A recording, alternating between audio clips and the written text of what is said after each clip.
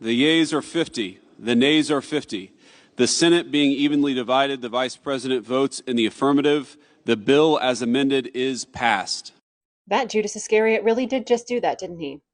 He just pulled that ladder right up after himself. JD Vance and I actually have a lot in common. I grew up in Ohio too. My stepdad actually grew up in Middletown, the same town JD grew up in. And I own his book, Hillbilly Elegy. I'd like to read you a couple real quick quotes from it just so you understand how much of a betrayal that was.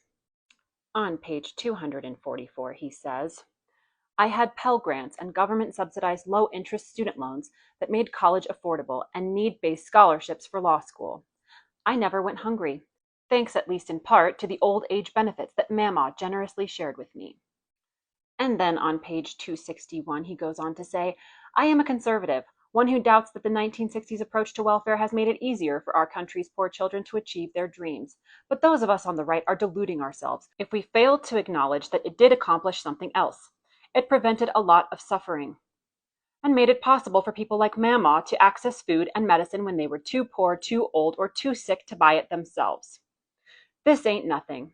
To me, the fundamental question of our domestic politics over the next generation is how to continue to protect our society's less fortunate while simultaneously enabling advancement and mobility for everyone. And yet there JD goes, trying to ensure that the American dream that he was so privileged to have access to through government assistance programs is not available for other Americans to chase the American dream.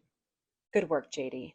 Even though it's Peter Thiel who got you where you are, who funded your entire political career. You didn't get where you are because of meritocracy. You got where you are because you sold out, and because you sold out the people who helped raise you.